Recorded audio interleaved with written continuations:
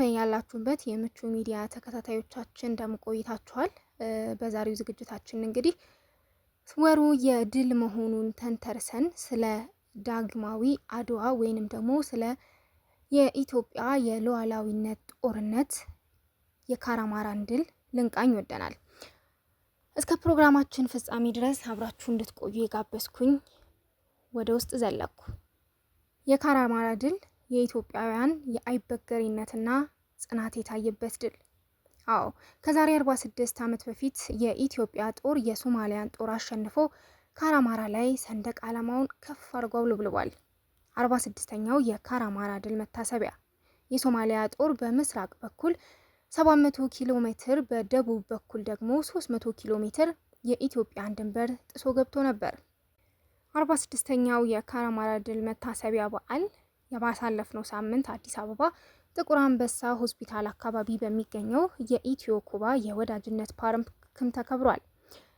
በአከባበር ስነ ስርዓቱ በጦርነቱ በመሳተፍ ብቻም ሳይሆን በፈጸሙት ጀብድ የሚጠቀሱ የቀድሞ ጦር ሰራዊት አባላት፣ የኢትዮ ኩባ ወዳጅነት ማህበር አመራርና አባላት እንዲሁም በኢትዮጵያ የኩባ አምባሳደርና ሌሎቹም እንግዶች ተገኝተዋል። በዓሉ ኢትዮጵያውያንን በወራሪው የሶማሊያ የዚያድ ባሬ ጦር ያስመዘገቡትን ደማቅ ድል በማሰብም የሚከበር ነው። ታላቋን ሶማሊያ የመገንባት ውጥን ይዞ በ1970 ዓ.ም ምስራቃዊ ኢትዮጵያን የወረረው የዚያድ ባሬ ጦር በጀግናው የኢትዮጵያውያን የተባበረ ክንድ ድባቅ ተመቶ ወደ መጣበት መመለሱም ይታወቃል። ከዛሬ 46 ዓመታት በፊት የካቲት 26 ቀን 1970 ዓ.ም የኢትዮጵያ ጦር ድንበር ጥሶ ወደ ኢትዮጵያ ሉዓላዊ ግዛት ገብቶ የነበረውን የሶማሌን ሰራዊት ከኢትዮጵያ ግዛት በማስወጣት ካራማራ ተራራ ላይ የኢትዮጵያን ሰንደቅ ዓላማ ከፍ አድርጎ ማውለብለቡን ታሪክ ያወሳዋል፣ ከማውሳትም አልፎ ያስታውሰዋል። የካራማራ ድል ከደርግ ውድቀት በኋላ በመንግስት ደረጃ የማይከበር ድል ቢሆንም የቀድሞ ሰራዊት አባላትና ግለሰቦች በተነሳሽነት እያከበሩት ይገኛሉ። በዓሉም ብሔራዊ በዓል ሆኖ በመንግስት እንዲከበርም ይፈለጋል። ቢሆንም ግን ከመፈለጉ የዘለለ ነገር የለም። ሶማሊያ በ1952 ዓ.ም ከጣሊያንና ከእንግሊዝ ቅኝ ገዢዎች ነፃነቷን ባገኘች ማግስት የሀገሪቱ መሪዎች ታላቋ ሶማሊያን እንገነባለን የሚል ህልም ማለምም ጀመሩ።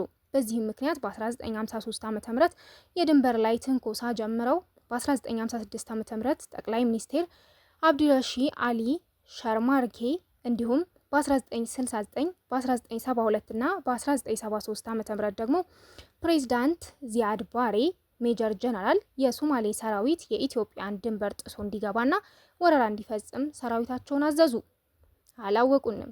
በተለያዩ ጊዜያት ደግሞ ሰርጎ ገቦችን አስታጥቆ ወደ ኢትዮጵያ ግዛት በማስገባት ፈንጅ በማስፈንዳት ድንገተኛና የደፈጣ ጥቃቶችን በመፈጸም እንዲሁም ባለስልጣናትንና ሰላማዊ ሰዎችን አፍኖ በመውሰድ ለኢትዮጵያ ሰላምና ልማት መሰናክል ሆነው መቆየታቸውንም በወቅቱ የነበሩ የኢትዮጵያ ወታደራዊ መሪዎችም ይገልጻሉ።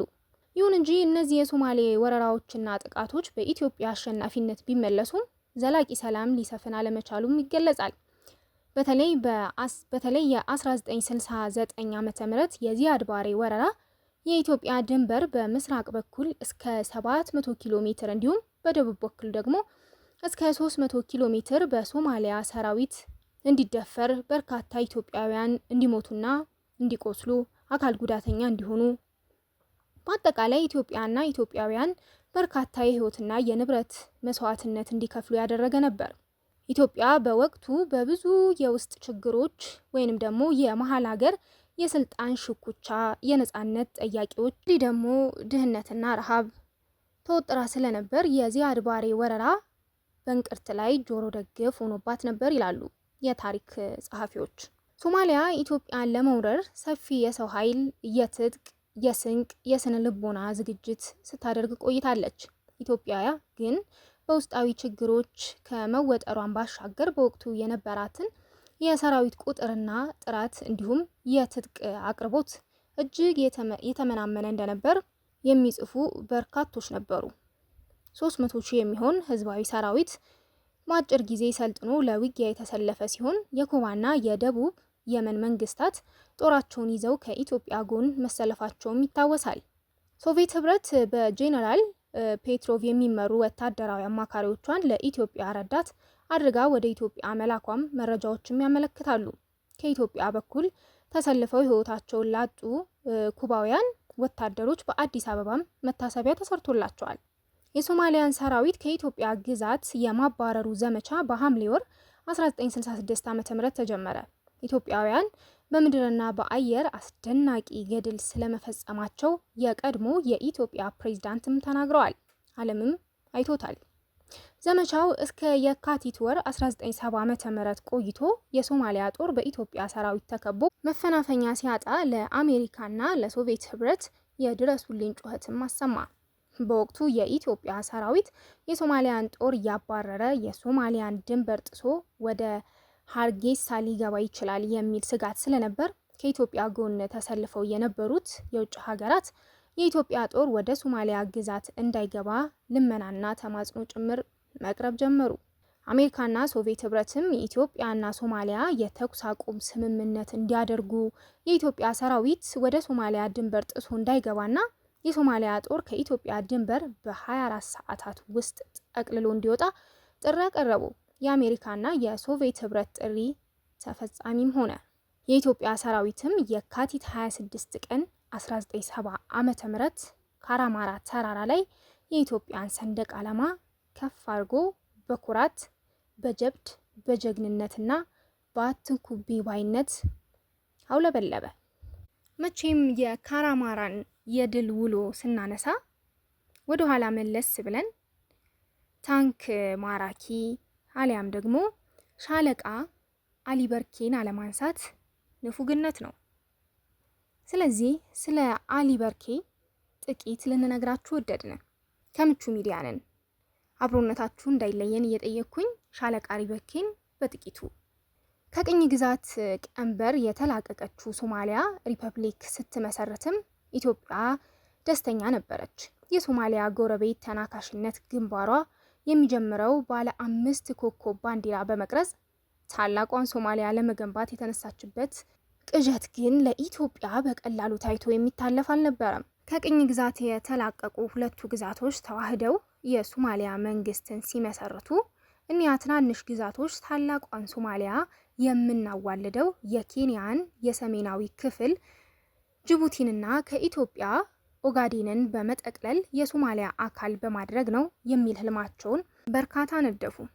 ታሪካዊ ሰነዶች እንደሚያስረዱትም ሶማሊያ ኢትዮጵያን በመውረር ቅዠቷ ኦጋዴንን ከመጠቅለል ባለፈም ከኢትዮጵያ ሉዓላዊ መሬት ላይ አጠቃላይ ሀረርጌን፣ አርሲን፣ ባሌን፣ ሲዳማንና ከፊል ሸዋን ለመጠቅለል የሚያስችል ነበር የነደፈችው ካርታም ይባላል። አሻግራ ታላቅነቷን ለማወጅ የምታከናውነው ሀገር ሶማሊያ ግን ድንገት እንደ አውሮፓውያን አቆጣጠር ጥቅምት 15 1969 ከጉያዋ መንፈንቅለ መንግስት ተከሰተ። በዚህም የወቅቱ ፕሬዝዳንት አብዱል ረሺድ አሊ ሸርማኪ ተገደሉ። ጠቅላይ ሚኒስቴሩ ኢብራሂም ኤጋል ዘብጥያ ተወረወሩ። በወታደሩ ጀነራል ዚያድ ባሬ የሚመራው ወታደራዊ መንግስት በመፈንቅለ መንግስት ስልጣኑን ተቆጣጠረ። የሶማሊያን በትረ መንግስት የተቆጣጠረው ዚያድ ባሬ የታላቋን ሶማሊያ ህልም ለማሳካት ግን ወደ ኋላ አላለም። በግልጽ በኢትዮጵያ ላይ ወረራ አወጀ። ከኢትዮጵያ በኩል ደግሞ ንጉሳዊ አስተዳደርን ንዶ ወታደራዊ አስተዳደርን የያዘው የፕሬዝዳንት መንግስቱ ኃይለማርያም አስተዳደር ጠላትን ለመመከት ተዘጋጀ። ፕሬዝዳንት መንግስቱ የጠላትን እብሪት ለማስተንፈስ ብቻ ሳይሆን ከነህልሙ ለመቅበር የእናት ሀገር ጥሪ ማስተላለፉ። ተነስ ሀገርህን፣ አብዮትህንና ህልውናህን አድን። ተነስ፣ ታጠቅ፣ ዝመት፣ መክት፣ እናሸንፋለን አሉ። ጥሪው ኢትዮጵያውያንን በአንድ ልብ ለአንድ ዓላማ አስነሳ።